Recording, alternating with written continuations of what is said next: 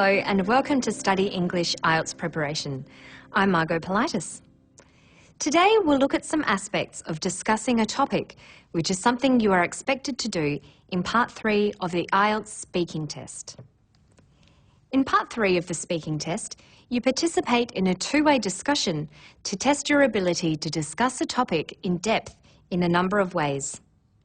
These may include speculating, comparing and contrasting, or identifying a trend. The speaker in the next clip identifies a trend. What is the trend?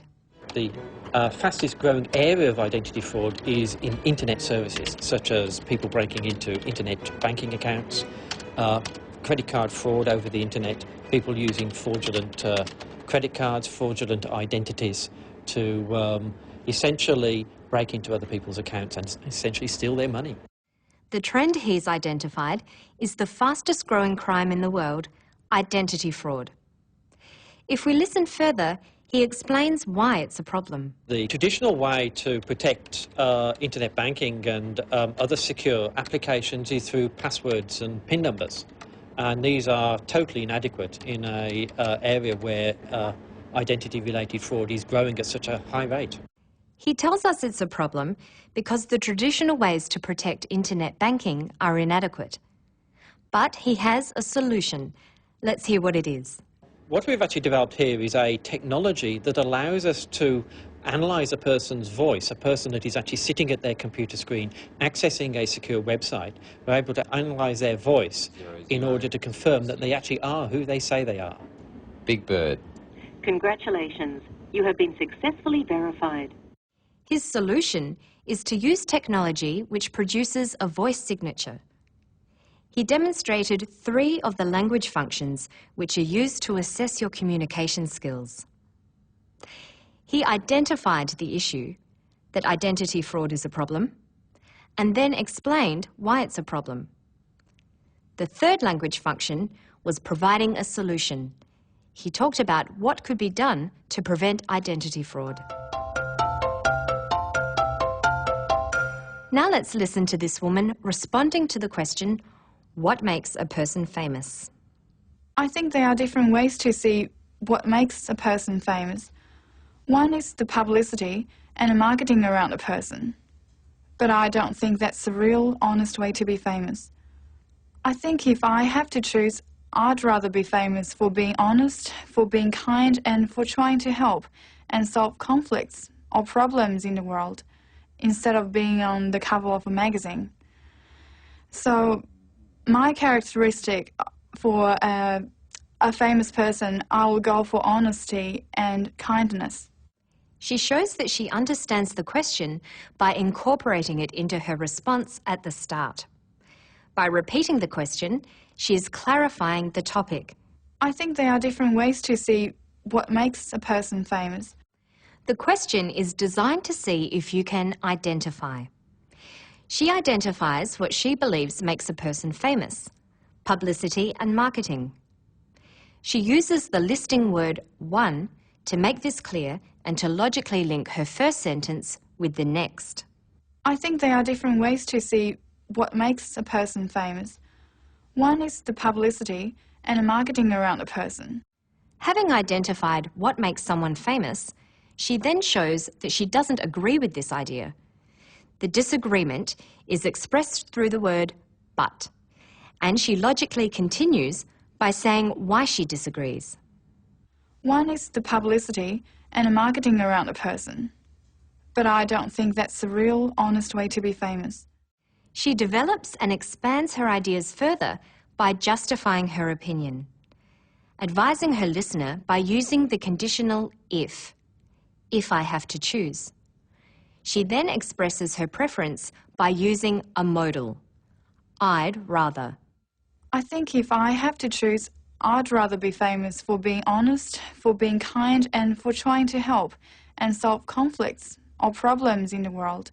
She contrasts her idea of what she believes a person should be famous for with the idea she suggested originally. She links these two ideas appropriately using instead of. I'd rather be famous for being honest, for being kind, and for trying to help and solve conflicts or problems in the world, instead of being on the cover of a magazine. She rounds off her answer by summarising concisely her idea of what makes a person famous. She uses the conjunction so to make this final statement. So, my characteristic for a famous person, I will go for honesty and kindness. So she clarifies, identifies, disagrees, gives an opinion, advises, shows a preference, contrasts ideas, and summarises.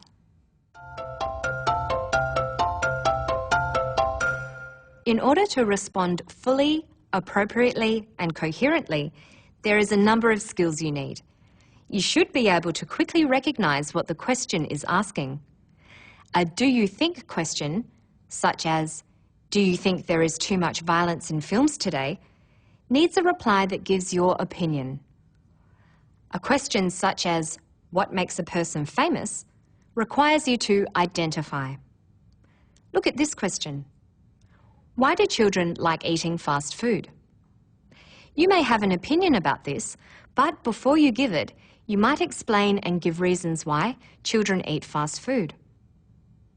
It's very likely that you will be asked to compare things with a question such as, what are the differences between urban and rural homes in your country? Another thing the examiners are looking for is the ability to speculate or say what might happen with a question such as, what kind of transport will people use in the future? Now let's look at part of a professional discussion, a television interview with an expert on diet. Do you think that some people put on weight more easily than others? That's definitely the case. We do know that there are genetic differences in how easy it is for people to put on weight. That's not necessarily related only to their metabolism. It may also have to do with how much they are driven to eat. And so the degree of appetite control is better in some people than others. And it's got nothing to do with willpower. It's just the way people are wired. She was asked for her opinion with the question, do you think that some people put on weight more easily than others? Being an expert, she gives it quickly and decisively. That's definitely the case. She means that she completely agrees with the idea that some people put on weight more easily than others. She goes on to give the reasons why she believes that. We do know that there are genetic differences in how easy it is for people to put on weight. That's the first reason. Some people put on more weight from the same amount of food because they're born that way. There are genetic differences. But there's another reason. Listen to the way she develops this. That's not necessarily related only to their metabolism. It may also have to do with how much they are driven to eat. That's not necessarily related only to their metabolism. Metabolism is how your body responds to food. The important words are not necessarily related only to. This means that metabolism is not the only reason people put on weight. Another reason may be how hungry people are, how much they are driven to eat. Notice she introduces this idea with the word may. This means this time she's not completely certain that this is the case. Listen again. That's not necessarily related only to their metabolism. It may also have to do with how much they are driven to eat. She concludes with a hypothetical example using if. So that if you put some people in a situation where there's a smorgasbord, some people will be able to control exactly how much they need to eat. And some people don't have an off button, do they? And some people don't have an off button. That's all for now. To find more information about Part 3 of the speaking test, visit our Study English website. Good luck with your studies. Bye for now.